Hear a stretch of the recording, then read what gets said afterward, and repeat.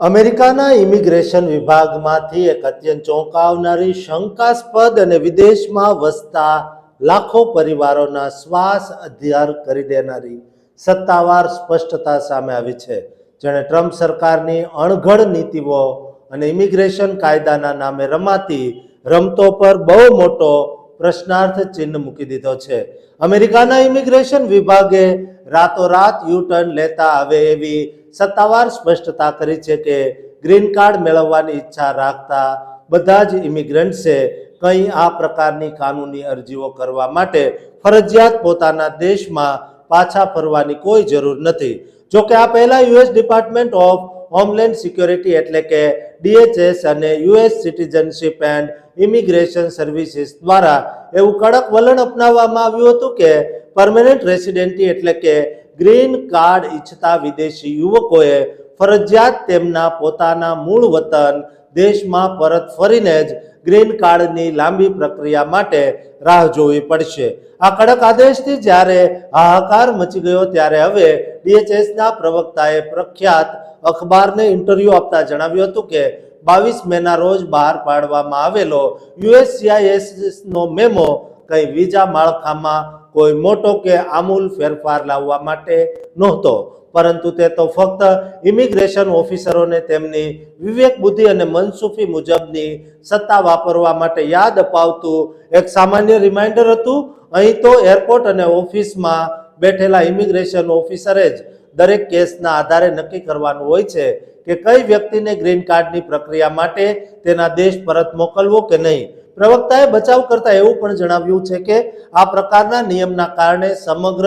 ઇમિગ્રન્ટ્સને કોઈ તકલીફ નહીં પડે, પરંતુ તેનાથી ફક્ત વિઝા ઓવરસ્ટે કરનારા એટલે કે કાયદાની મુદત પૂરી થયા પછી પણ ગેરકાયદેસર રહેતા લોકો અથવા તો અમેરિકામાં રહીને જાહેર સરકારી સહાયનો મોટા પાયા પર ખોટો ઉપયોગ કરનારા ચોક્કસ દેશોના નાગરિકોના જૂથોને જ સીધી માઠી અસર પહોંચશે. જોકે ટ્રમ્પ સરકારની આ બધી મોટી ખાતરીઓ અને સફાઈ છતાં અમેરિકાના પ્રતિષ્ઠિત ઇમિગ્રેશન વકીલો આ સરકાર પર સહેજ પણ ભરોસો કરવા તૈયાર નથી અને તેઓ હાલ થોભો અને રાહ જુઓનો અત્યંત સાવચેતી ભર્યો અભિગમ અપનાવી રહ્યા છે, કારણ કે ટ્રમ્પ સરકાર ક્યારે નવો ફતવો બહાર પાડી દે તેનો કોઈ ભરોસો નથી. સત્તાવાર હોમલેન્ડ સિક્યોરિટી ડેટા વિભાગના આંકડા મુજબ વર્ષ 2024માં કુલ 14 લાખ લોકોને ગ્રીન કાર્ડની મંજૂરી મળી હતી, જેમાંથી પૂરા 8.2 લાખ લોકોને અમેરિકા દેશની અંદર જ રહીને સ્ટેટ્સ એડજસ્ટમેન્ટ પ્રક્રિયા દ્વારા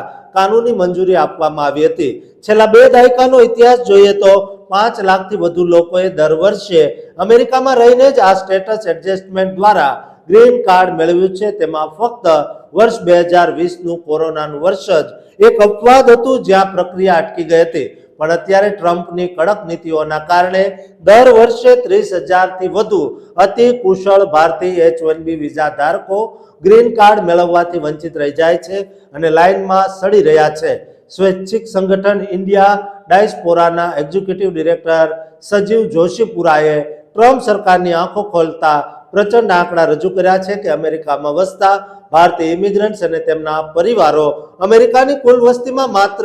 1.5% જેટલો નાનો હિસ્સો ધરાવે છે, પરંતુ તેઓ અમેરિકાના સરકારી ખજાનામાં પૂરો 6% જેટલો જંગી ટેક્સ પ્રામાણિકતાથી ચૂકવે છે. એટલું જ નહીં, અમેરિકાની કુલ 60% નાની મોટી હોટેલ્સના અસલી માલિકો માત્ર ભારતીય ઇમિગ્રન્ટ્સ જ છે અને તેમણે અમેરિકાના બજારમાં પૂરી 40 લાખથી વધુ નવી નોકરીઓ અને જોબનું ભવ્ય સર્જન કરીને અમેરિકનોને રોજગારી આપી છે. છતાં પણ ટ્રમ્પ પ્રશાસન દ્વારા ભારતીયો સાથે ગ્રીન કાર્ડ લોટરી અને ગ્રીન કાર્ડના નામે આવો અન્યાય કેમ કરાય છે તે બહુ જ મોટો ગંભીર સવાલ છે. દોસ્તો, ટ્રમ્પ સરકાર દ્વારા નવી કરાયેલી જાહેરાત અંગે તમારું શું માનવું છે તે કોમેન્ટ બોક્સમાં જરૂર લખજો અને આ ચેનલને સબસ્ક્રાઇબ કરવાનું ચૂકતા નહીં.